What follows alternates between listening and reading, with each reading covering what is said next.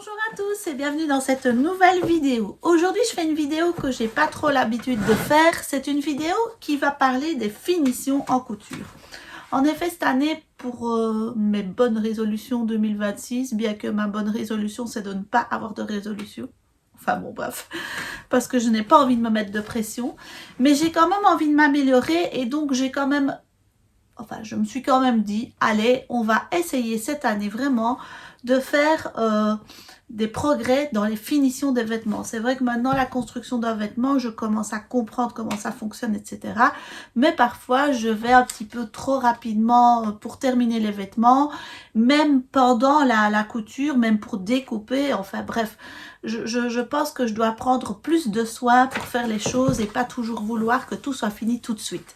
Donc voilà, je vais vous parler des différentes finitions parce que du coup j'ai fait quelques petites recherches. Il faut savoir que moi je ne suis pas du tout couturière, c'est pas du tout mon métier, mais ça me passionne vraiment beaucoup et donc voilà, j'ai décidé de faire des recherches et du coup de vous les partager. Je me dis que ça peut en intéresser d'autres que moi.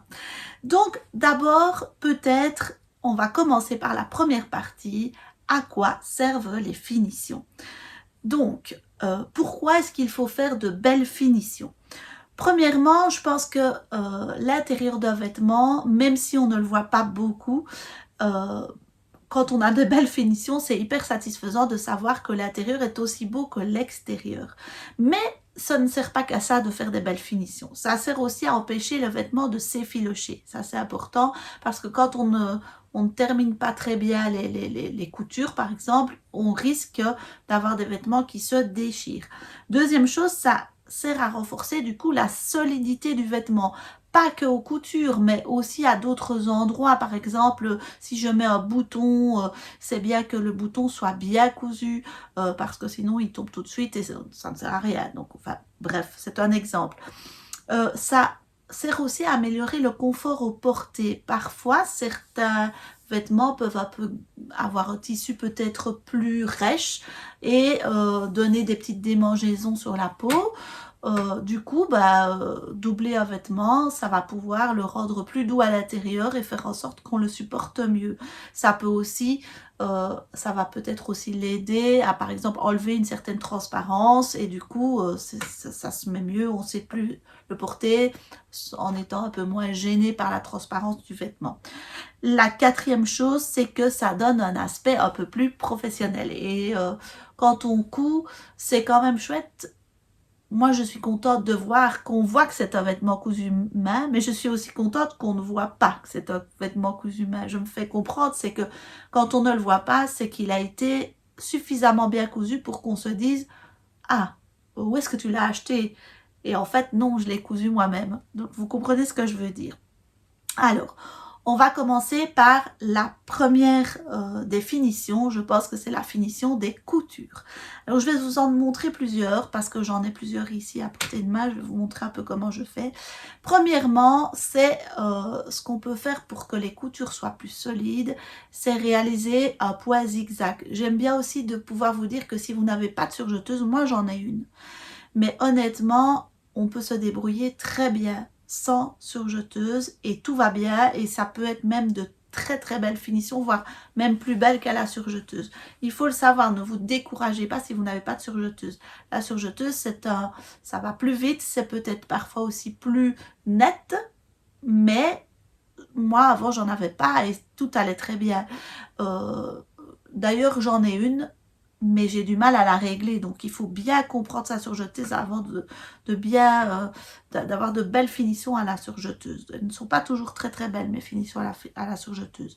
Donc le point zigzag, c'est vraiment une fonction très très importante quand vous allez commencer à coudre les coutures de côté, avant de coudre votre vêtement ou après avoir fait votre couture.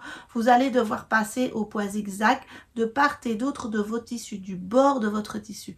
Tout ça pourquoi? Pour ne pas qu'il s'effiloche. On peut le faire avec la surjeteuse. On passe sur le bord du tissu pour ne pas qu'il s'effiloche parce que sinon il pourrait se découdre. Donc ça c'est vraiment, avant je faisais tout au point zigzag parce que je n'avais pas de surjeteuse. Je pense que j'ai un exemple ici. Je vais vous montrer, voilà, regardez, je vais vous montrer. c'est propre hein, quand même. Donc c'est une robe que j'ai cousue il y a quelques années pour la communion de ma fille. Et j'avais fait les finitions au poids zigzag. Donc vous voyez le tissu, bah, je l'ai cousu d'abord bord à bord. Et puis j'ai fait tout le long, j'espère qu'on voit bien, un poids zigzag. Maintenant, je ferai ça à la surjeteuse, mais je n'en avais pas. Donc, j'avais fait tout au poids zigzag et ça fonctionne très très bien. Alors, cette robe, elle est vraiment super belle. Alors, le deuxième point, c'est donc le surjet. Et le surjet se fait à la surjeteuse. C'est donc plus rapide, comme je le disais, un peu plus propre, bien qu'il faut bien maîtriser, je trouve, sa surjeteuse. Je vais vous montrer aussi ce qu'est un surjet. Voilà, ici, j'ai fait donc la même finition que ce que vous avez vu avant, mais avec ma surjeteuse. Voilà. Je sais pas si c'est plus beau ou moins beau. C'est vrai que ça fait plus professionnel, ça fait un peu plus magasin de vêtements. Dans les magasins, c'est avec la surjeteuse qu'ils font les bords des coutures. Alors, oui, parce que j'ai noté quand même. Alors, une autre finition pour ne pas utiliser de poids zigzag ou de surjeteuse, c'est la couture anglaise. La couture anglaise, je vous montre, j'ai un exemple ici. J'en avais fait, parce que j'ai déjà un petit peu tout essayé. C'est-à-dire qu'au lieu de coudre son vêtement endroit contre endroit et puis de l'ouvrir et on a la couture comme ça, on va le coudre envers contre envers puis le recoudre endroit contre endroit et ça va emprisonner la couture. Je vais vous montrer. Je l'avais fait pour une blouse de Evelyn Patterns, la blouse Live. Et donc voilà, regardez. Bon, c'est pas cousu très très droit, mais donc vous voyez, à l'extérieur, il n'y a pas, c'est cousu normalement, et à l'intérieur, on ne voit pas de surjet. Vous voyez, donc j'ai refermé la couture ici et j'ai recousu. C'est une très très belle finition, et ça se fait du coup sans machine à coudre, sans surjeteuse, c'est à la machine à coudre, il n'y a pas besoin de surjeteuse, et donc nulle part, il n'y a d'effilochement du tissu, de petits fils qui dépassent, vous voyez, je l'ai vraiment fait partout à la couture anglaise. C'est une couture qui est vraiment intéressante quand on n'a pas de machine à coudre, mais il faut bien, quand on n'a pas de surjeteuse, excusez-moi, mais il faut bien prendre en considération qu'il faut augmenter sa marge de couture parce que du coup, on coud son tissu 2 fois au lieu de faire 1 cm de couture. Bon, d'abord, souvent, c'est 50 mm, 5 mm, pardon. 5 mm de... On coud envers contre envers et puis on replie et on fait 1 cm. Donc, c'est 1,5 cm de marge de couture qu'il faut considérer pour moi. Donc, il faut une plus grande marge de couture et ça, il faut bien le prendre en compte quand vous faites... la couture anglaise. Alors, autre chose qui peut aussi bien terminer vos coutures, c'est le gançage ou la pose d'un billet. Je vais vous montrer, voilà. Ici, par exemple, sur la parmenture de ma jupe, donc vous voyez, j'ai la jupe ici, et l'intérieur, il y a une parmenture. J'ai gancé la parmenture afin de ne pas la surjeter et qu'on voit le surjet sur la parmenture. Vous allez me dire personne ne le voit, il n'y a que moi, mais quand même, je trouvais ça joli. J'ai gancé, ça veut dire quoi? J'ai mis un billet sur le bord de mon tissu. Du coup, celui-ci, voilà, quand on ouvre la jupe, ce qu'on voit, on voit une petite bande de tissu. Je trouve ça super joli. Je trouvais que ça allait bien dans le style de la jupe. Donc voilà, ça s'appelle gancer. Vous pouvez évidemment le faire aux coutures latérales aussi. Gancer tout le bord. Je vous conseille de le faire avant de coudre votre vêtement. Comme ça, vous êtes tranquille. Mais vous pouvez coudre, gancer, mettre un billet tout le bord. Moi, je ne l'ai pas fait ici partout. Mais honnêtement, j'ai hésité parce que je trouvais ça vraiment super beau, le fait de l'avoir fait à la parmenture. Et donc, vous voyez, la finition est super belle, même près de la fermeture éclair. C'est vraiment très, très beau. Et c'est très solide. On utilise aussi le fait de gancer, surtout quand on coud une veste au départ. Donc les vestes, elles sont souvent doublées, mais pas toutes. Il y a des vestes d'été plus légères qui ne sont pas doublées. Pour ne pas qu'on voit les coutures, parce que dans une veste, ça se voit quand même fort, parce que c'est un vêtement qui s'ouvre. eh bien, on va ganser toutes les coutures. Vous pouvez regarder dans vos vêtements du commerce, vous verrez, il y a toute une partie des vêtements qui sont gansés. Donc, voilà, ça s'appelle comme ça. Ça évite vraiment les filochages. Et voilà, c'est très très joli.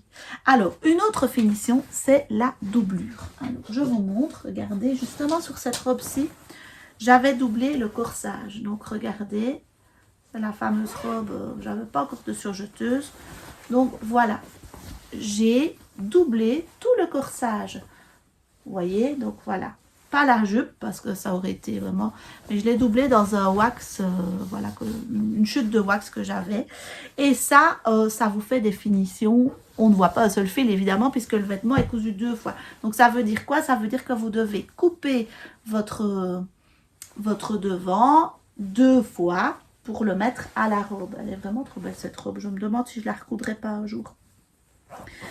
Et donc, on ne voit aucune couture nulle part. Vous voyez, c'est aussi propre devant que derrière. Donc franchement, ça c'est vraiment très très chouette. Alors, il y a aussi les finitions des ourlets. Les ourlets, ben, si vous faites une doublure, vous n'avez pas forcément besoin de faire un ourlet. Regardez ici, j'ai fait ma doublure, mais ma doublure est plus courte. Du coup, mon tissu remonte et mon ourlet se fait proprement. Je ne vois pas de couture d'ourlet.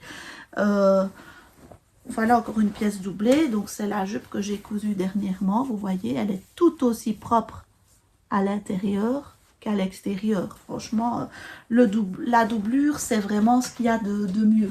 Ici, regardez, je vais vous montrer.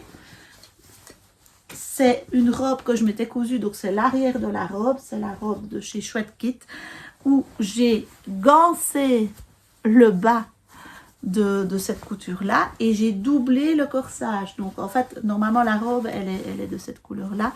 J'ai doublé le corsage. Regardez, il n'y a aucune couture apparente. L'intérieur est aussi beau que l'extérieur. Et alors, d'un point de vue des ourlets maintenant, vous pouvez faire ce qu'il y a de plus joli, moi je trouve, pour des ourlets, c'est de faire un ourlet rapporté. C'est-à-dire que vous cousez à la fin de votre manche ou de votre bas, puisque je l'ai fait en bas de la robe aussi, regardez comme c'est joli. Donc la robe elle est comme ça, et si elle vole un peu, ben, c'est ça qu'on voit. C'est joli, hein. Donc vous cousez une bande de tissu, vous pliez une bande de tissu en deux, vous la cousez sur le bord de la robe, et puis vous la rabattez à l'intérieur, et vous recousez ici. Et donc ça donne un ourlet, mais super propre. Je vais la remettre à l'endroit, vous allez voir que c'est super propre comme ourlet. Et là j'avais fait aussi au point zigzag, tiens, je vois les... Voilà. Voilà la robe sur l'endroit. Et voilà, regardez. Hop. Je trouve ça vraiment très joli. Donc ça, les ourlets rapportés, je crois que j'utilisais ça beaucoup avant, puis je ne l'ai plus fait, je ne sais pas pourquoi. Mais je vais le réutiliser parce que c'est vraiment un truc, c'est magnifique en fait. Il faut faire attention à quel tissu on utilise parce que ça peut alourdir votre vêtement, le tombé du vêtement. Par exemple, dans la robe mauve, j'ai fait un ourlet rapporté, mais un ourlet rapporté sur l'extérieur. C'est-à-dire que cette fois-ci, on le voit, l'ourlet. Donc c'était fait exprès parce que ma fille avait une robe... en wax avec un ourlet mauve et moi j'avais la robe mauve avec l'ourlet en wax, on était assortis si vous voulez. Et donc ceci, ben, vous voyez, j'ai fait l'ourlet sur l'extérieur, donc du coup je l'ai cousu dans l'autre sens. Mais c'est très joli comme finition. Ce qu'il y a, c'est que le wax, comme c'est un tissu assez rigide, ben, ça fait que la robe elle reste un peu, vous voyez, elle n'a pas vraiment, elle n'a plus le même tombé qu'avant. Ça ne le fait pas sur cette robe-ci du tout. Parce que le tissu que j'ai utilisé est un tissu beaucoup plus fluide. Donc vous devez faire attention à ça aussi quand vous faites un ourlet rapporté. Alors, qu'est-ce qui compte aussi quand on veut de belles finitions? C'est le choix du fil. Alors, moi, j'essaye d'utiliser du fil de base, noir ou blanc, pour tout ce qui est... couture intérieure. On ne le voit pas, donc je me dis que bon, c'est pas très grave si c'est pas la bonne couleur de fil. Par contre, pour les ourlets, vraiment, essayez d'utiliser une couleur qui se rapproche le plus possible de votre tissu, si vous ne voulez pas que ça se voit. Évidemment, par exemple, je me souviens pour la jupe short Agathe que j'avais fait pour aller au Brésil, je l'avais faite en jeans pour aller avec ma blouse jaune, et du coup, j'avais fait les coutures en jaune sur le jeans, parce que je m'étais dit, ben, ça rappelle la tenue, et en fait, ce n'est pas choquant. Je trouve que sur le jeans, on peut un peu s'amuser à mettre des couleurs, voilà, pour les ourlets. Mais voilà, ça c'est un choix. Donc je trouve que l'ourlet compte aussi dans la finition pour moi.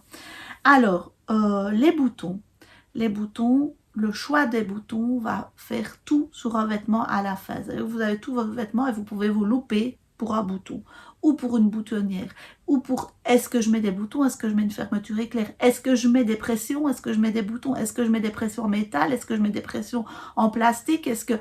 Bref, il y a le côté pratique, mais il y a le côté esthétique. Donc, il faut essayer d'aller les deux, évidemment. Et je trouve qu'il y a moyen de s'amuser beaucoup avec les boutons. Par exemple, mon mari, il a acheté une chemise dernièrement. Tous les boutons sont différents. Mais c'est super bien coordonné, enfin c'est bien pensé, donc c'est pas choquant. Mais c'est vrai que voilà, c'est des choix et c'est gai parce que là on peut vraiment laisser aller toute sa créativité dans les finitions, alors que c'est juste des finitions. Au départ on se dit c'est barbant, mais en fait non. Il y a moyen de trouver du plaisir à faire des finitions. Les fermetures éclairs aussi. Comment est-ce que je la pose? Est-ce que je pose une fermeture invisible, une fermeture visible mais cachée, une fermeture qui est visible, complètement visible, auquel cas je peux prendre une fermeture de couleur, contrastante, pas contrastante, etc., etc. Donc tout ça, ce sont des petits points que vous devez bien réfléchir en construisant votre vêtement. Et ensuite, tout cela, c'est important pour pouvoir avoir un vêtement harmonieux et pouvoir harmoniser le tout à la fin. Donc, si vous voulez un vêtement, par exemple, moi ici, j'ai fait un vêtement style un peu années 60. J'ai ajouté un tissu brun parce que j'avais pas assez de tissu, mais j'ai pas pris n'importe quel tissu. Enfin, j'ai pris le tissu d'une jupe, mais voilà. Mais je n'allais pas mettre un tissu bleu marine. Je pense que ça aurait pas été super beau, vous voyez. Voilà. Et ici, j'ai fait tout à la surjeteuse parce que c'est un jersey et que c'est plus facile à la surjeteuse. Mais à la machine à coudre, ça va très très bien au point zigzag aussi. Les finitions sont pour moi un peu plus jolies à la surjeteuse dans ce cas-là, bien que pas toujours. En fait, si vous faites ça nickel avec votre point zigzag, je pense que ça c'est très très bien aussi. Donc honnêtement, et en plus sur les machines à coudre maintenant, il y a des poids qui ressortent très très fort au poids de surjeteuse. Donc vous pouvez vraiment vous amuser. Prenez les bonnes aiguilles, n'oubliez pas, attention. Bref, en conclusion, je pense que si on veut un peu s'améliorer en couture, les finitions, c'est un poste vraiment très très important. Donc moi, cette année, je vais vraiment essayer de m'atteler à mieux finir mes vêtements. C'est vraiment un truc, un objectif que je me donne parce que moi, je suis quelqu'un qui coud très très vite, qui a envie que ça aille vite. J'ai envie de finir, je commence un vêtement, j'ai envie de le terminer dans la journée, voire dans l'heure. Enfin, je veux que tout soit fait tout de suite. Et puis en fait, je me rends compte qu'il y a parfois des vêtements que je ne porte pas parce qu'ils ne sont pas super bien finis, pas bien... Ouais, pas la couture est pas super droite. Prenez votre temps, cousez en prenant le temps, en allant lentement pour vos points. N'hésitez pas à me dire vous, quelle finition vous utilisez pour avoir un beau vêtement. Et dites-moi en commentaire si vous avez appris des choses, si cette vidéo vous a plu, n'hésitez pas. Et je vous dis à bientôt pour une prochaine vidéo. Salut, à bientôt!